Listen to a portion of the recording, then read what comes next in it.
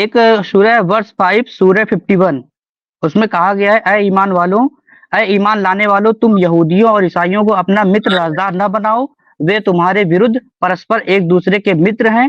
तुम ठीक में है, से जो कोई ए उनको भारत अपना मित्र वालों, बनाएगा वो सुनो उन्हीं सुनो, में हमें से। हमें अब आपसे कहता हूं, ए भारतवासियों, तुम पाकिस्तान हाँ, की इंटेलिजेंस को अपना मित्र मत बनाओ, वरना तुम्हें उठा लिया जाएगा। मोदी जी कह रहे हैं, बोलो मानोगे? तो इसका मतलब ये बस। जो बात लिखी हुई है तो ये अब अब लागू नहीं होती। दुश्मनों के साथ आज भी लागू होगी, लेकिन हर यहूदी और ईसाई और हर हिंदू दुश्मन हो, ये दुरुस्त, ये गलत है। ऐसा नहीं है। तो बहुत सारे, इसमें तो ऐसा नहीं लिखा है कि हर हर ईसाई इसलिए हर यहूदी। इसलिए ओ भाई, इसीलिए तो मैं कह रहा हूं कि उस जमाने में लिबरल गवर्नमेंट्स नहीं होती थी, जो हुकूमतें होती तो थी वो मतलब मजहबी ये होती थी। बात उस समय तो ये लागू होती थी, मजहबी अब लागू लोगों नहीं को होगी। आज भी लागू होगी, लेकिन दुश्मनों के लिए होगी। जो भी दुश्मन है, वो चाहे यहूदी हो, लिबरल हम्म हो, कुछ भी हो, वो दुश्मन के लिए अप्लाई होगी। लेकिन आप ये नहीं कह सकते कि हर हिंदू दुश्मन है और हर ईसाई दुश्मन है और हर हम्म यहूदी दुश्मन है। ऐसा नहीं है।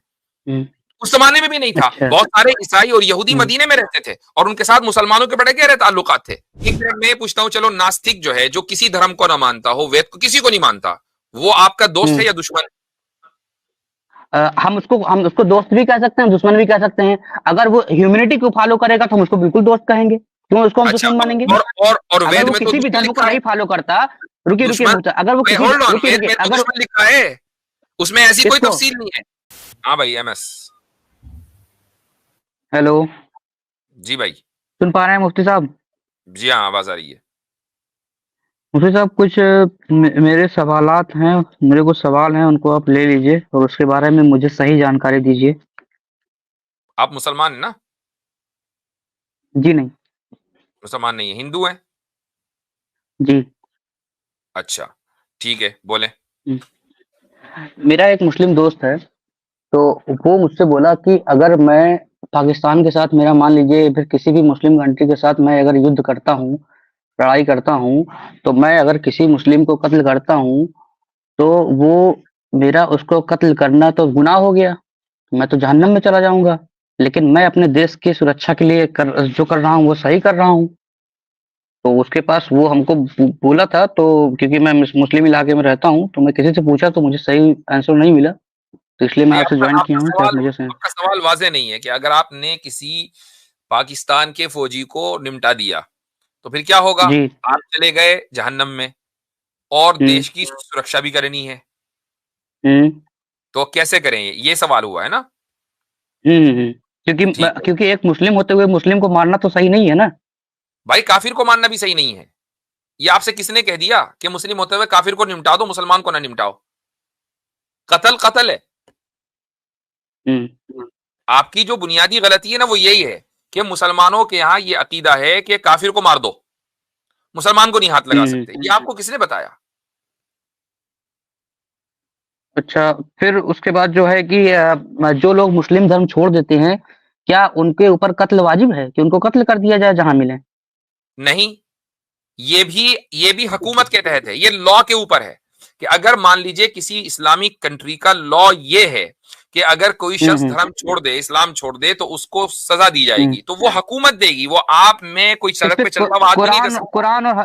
कुरान और हदीस क्या कहता है? मैं वही तो कह रहा हूं, कुरान हदीस यही कहता है कि ये हुकूमत का काम है, ये आम आदमी का काम नहीं है। अच्छा, कुरान और हदीस का कोई काम नहीं है? नहीं नहीं, कुरान हदीस का ही काम है, आम आदमी का काम नहीं हाँ, है। अच्छा, आम आदमी का काम है, आम आदमी का काम नहीं है, कुरान हदीस का काम है कि वो सजा दे।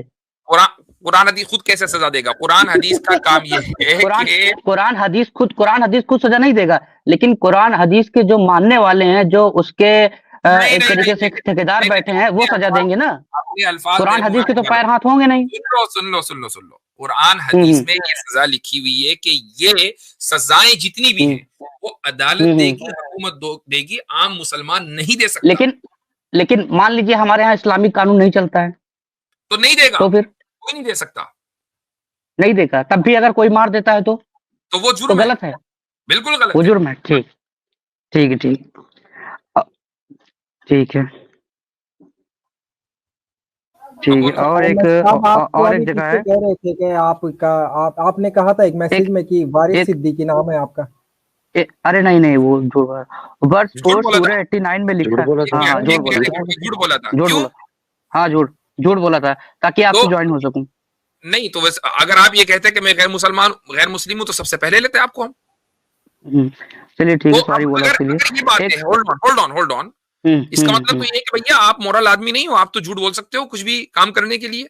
अगर आप इतनी छोटी सी चीज के हमारी स्ट्रीम में आने के लिए झूठ बोल सकते हो तो आपके ऊपर हम एतमाद कैसे करें? हो सकता है कि ये सही जो कह रहे हैं। सवाल आपने किया हो ये भी झूठा सवाल हो, आपका कोई मुसलमान दोस्त ना हो, ये भी तो हो तो सकता है। झूठा सवाल हो तो आपको कह देना चाहिए कि हम झूठ जवाब नहीं देंगे फिर। नहीं तो हमने तो जवाब दे दिया, इसके बावजूद दे तो दिया, जवाब आपके दे ऊपर दिया ना, तो एतमाद मत अब जो कीजिए। बोल रहा हूँ, अब अब जो बोल रहा हूँ वो सही मान के, बीच में नहीं टोकना मैंने अगर भाई। कह दिया कि मैं झूठ बोला था उसके बाद। होल्ड ऑन, बीच में आपकी ना- बीच में मोरालिटी नहीं। के ऊपर अब ये सीरियस, आपकी मोरालिटी के ऊपर ये सीरियस क्वेश्चन खड़ा हो गया। खुद ही आप एतराफ कर रहे हो कि मैंने झूठ बोला है, तो भाई झूठों से फिर हम किस तरीके से बात करें? जो आदमी खुद ही आकर बोल रहा हो कि मैं झूठा हूं। अरे मैं उस बात के लिए झूठ बोला था, मैं उसको एक्सेप्ट करता हूँ, उसमें कोई बात नहीं है। जो एक और चीज मेरा के लिए एक झूठ बोल सकता है वो 10 चीज के लिए भी झूठ बोल सकता है। अब ये चीज जहन में अच्छा रखकर ठीक हम है, आगे आगे बढ़ेंगे। अब अगला सवाल करो। चलिए ठीक है, ठीक, अच्छा चलिए ठीक है। तो एक सूरह वर्स 5 सूरह 51 उसमें कहा गया है, ऐ ईमान वालों, ऐ ईमान लाने वालों, तुम यहूदियों और ईसाइयों को अपना मित्र राजदार न बनाओ, वे तुम्हारे विरुद्ध परस्पर एक दूसरे के मित्र हैं।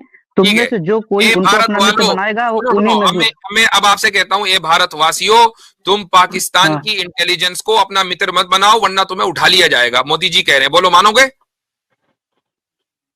उनकी हिम्मत ही नहीं उठा ले जाए। नहीं, मोदी जी उठा लेंगे तुमको। वो क्यों उठा के ले जाएंगे? मोदी जी ये तो कह रहे हैं कि तुम पाकिस्तान की इंटेलिजेंस को, होल्ड अपने देश से ऑन, कभी गद्दारी करूंगा ही नहीं। अरे सुनो भैया, तो यही तो बात हो रही है। यही तो कहा जा रहा है कि अपने आप से, अपने लोगों से गद्दारी मत करना। सामने वाले अगर दुश्मन के लोग हैं तो उनसे तुम जाकर अलायंस ना करना। अगर मोदी जी ये कहें कि भारतवासियों, तुम पाकिस्तान या जो भी भारत का दुश्मन कोई भी हो, चाइना हो, वहां की इंटेलिजेंस सर्विसेज से तुम्हारी दोस्ती वोस्ती नहीं होनी चाहिए कि तुम यहाँ की इंफॉर्मेशन उधर देने लगो। तो अब आप इसको सही मानोगे या गलत मानोगे? ना मुफ्ती साहब, इसमें जो बात लिखी है वो सुनिए, इसमें जो बात लिखी है एक मिनट, ये बात सही है कि नहीं? होल्ड ऑन, सुनिए, अगर वो मोदी जी, होल्ड ऑन, एक दूसरे देश की बात नहीं है, मैं उसी सुनो, ये सुन नहीं रहा है।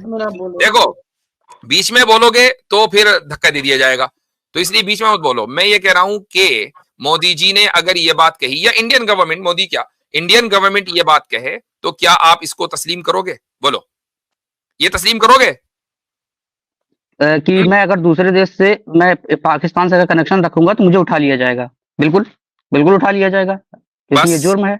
ये जुर्म है ना। तो अब इसी तरीके से, होल्ड ऑन, अब मुझे बात कर लेने दें। जब आपने इसको जुर्म तस्लीम कर लिया, तो उस जमाने में जो हुकूमतें होती थी ना, वो लिबरल गवर्नमेंट नहीं होती थी, वो मजहबी हुकूमतें होती थी। तो यहूद और नसारा से दोस्ती न घाटो। ये वो यहूद और नसारा हैं कि जो यहूदियत और नसरानियत यानी क्रिश्चियनिटी की बुनियाद पर जिन्होंने हुकूमत कायम की है। और जो अल्फाज है ना उस आयत के, वो औलिया का लफ्ज है, और औलिया का लफ्ज निकला है विला से। विला के माने आते हैं अलायंस के, कि तुम दुश्मनों के साथ अलायंस ना करो। मुझे आप बताओ कि क्या आप अपने दुश्मनों के साथ अलायंस करने में दिलचस्पी रखते हैं? नहीं, तो इसका मतलब ये जो बात लिखी हुई है, ये अब लागू नहीं होती। दुश्मनों के साथ आज भी लागू होगी, लेकिन हर यहूदी और ईसाई और हर हिंदू दुश्मन हो, ये दुरुस्त, ये गलत है, ऐसा नहीं है। तो इसमें तो ऐसा नहीं लिखा है कि हर ईसाई, हर यहूदी। ओ भाई, इसीलिए तो मैं कह रहा हूं कि उस जमाने में लिबरल गवर्नमेंट्स नहीं होती थी, जो हुकूमतें होती थी वो मजहबी होती। बात उस समय लागू होती थी, अब लागू नहीं होगी। आज भी लागू होगी, लेकिन दुश्मनों के लिए होगी। जो भी दुश्मन है, वो चाहे यहूदी हो, लिबरल हो, कुछ भी हो, वो दुश्मन के लिए अप्लाई होगी। लेकिन आप ये नहीं कह सकते कि हर हिंदू दुश्मन है और हर ईसाई दुश्मन है और हर यहूदी दुश्मन है। ऐसा नहीं है। उस जमाने में भी नहीं था। अच्छा। बहुत सारे ईसाई और यहूदी मदीने में रहते थे और उनके साथ मुसलमानों के बड़े गहरे ताल्लुकात थे। ठीक है, अब वेद, हाँ, अब वेद में भी थोड़ा सा देख लें भाई। हाँ, अब निकालो भाई वेद का भेद। हाँ जी, ये ऋग्वेद का जनाब मंडल है 1, सूक्त है 39 और मंत्र है 2। इसमें ईश्वर कहता है कि धार्मिक मनुष्य ही परमात्मा के कृपा पात्र होकर सदा विजय को प्राप्त होते हैं, दुष्ट नहीं। परमात्मा भी धार्मिक मनुष्य ही को आशीर्वाद देता है, पापियों को नहीं। अब यहाँ भी पक्षपात निकल रहा है। वो पक्षपात ये है कि ईश्वर सिर्फ अपने मित्र को ही आशीर्वाद दे रहा है, अपने शत्रुओं को नहीं दे रहा। अब दूसरा ले लें, ऋग्वेद मंडल 1 है, सूक्त 4 मंत्र 5 है। उसमें भी लिखा हुआ है कि जो नास्तिक है, निंदक है, द्रुत मनुष्य है, वो हम सब लोगों के निवास स्थान से दूर चले जावें, किंतु निश्चय करके और देशों से भी दूर हो जावें, अर्थात अधर्म पुरुष किसी देश में ना रहें। यहाँ ये बताया जा रहा है कि जो अधर्मी कौन है, जो वेद को नहीं मानते, क्योंकि वेद बताएगा ना धर्म क्या है। तो वेद से विरुद्ध जो लोग हैं वो सारे के सारे अधर्मी हैं, और अधर्मी हैं तो नास्तिक हैं, निंदक हैं, द्रुठ लोग हैं, दोषी हैं। उनको अपनी जगह से दूर कर दो, उनसे कोई मित्रता ना रखो और उनसे दूर हो जाओ। और नीचे लिखा है भावार्थ के अंदर, सब मनुष्यों को उचित है, चला जाऊंगा। सब मनुष्यों को, इसका जवाब देना। आपके सब मनुष्यों को उचित है कि आप धार्मिक विद्वानों का संग कर और मूर्खों के संग को सर्वथा छोड़ देवें। ये ऋग्वेद में लिखा है।